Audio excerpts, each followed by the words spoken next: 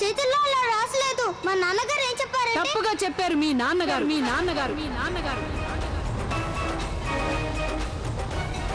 కేవలం చేతుల్లోనే కాదు, నీ నొసట కూడా రాసి ఉంది. నువ్వు వితంతువని. వితంతువి.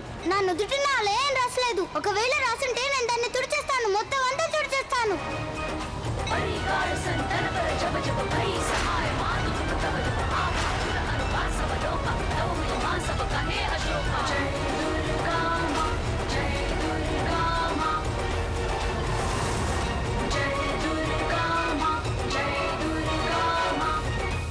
అది పలక మీద రాసిన కక్క గగ్గాలు కాదు, నువ్వు అనుకోగానే తుడిచి పారేయడానికి.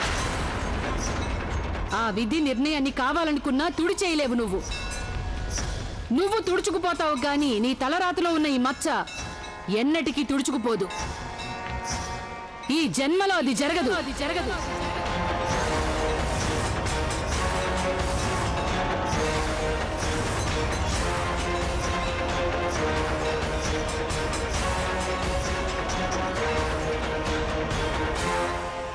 అవును తల్లి, ఆవిడ గారు చాలా సరిగ్గానే చెబుతున్నారు.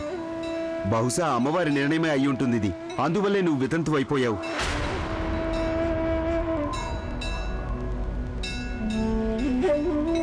ఇంద తల్లి, పువ్వులు ప్రసాదం. అయితే కుంకుమ మాత్రం నీకివ్వలేను.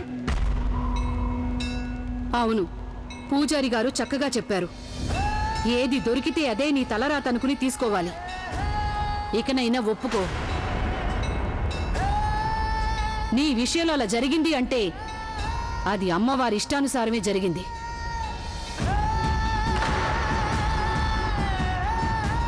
నేను ఇది ఒప్పుకోను. అమ్మవారు అలా ఏం చెప్పలేదు. ఇదంతా పూజారి గారే అంటున్నారు. ఇంతటి మొండి మంకు పట్టున్న పిల్లని నేనెప్పుడూ చూడలేదు.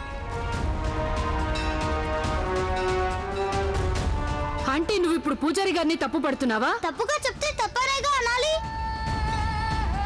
అన్ని గ్రంథాలు చదివినా కూడా పూజారి గారు అజ్ఞానులు, తప్పు చెప్తున్నారు. జుట్టు తెల్లబడిపోయినా కూడా నేనేమీ తెలియని దాన్ని. ఈ లోకం అంతా తప్పుగా అంటోంది. శాస్త్రాల అబద్ధాలు.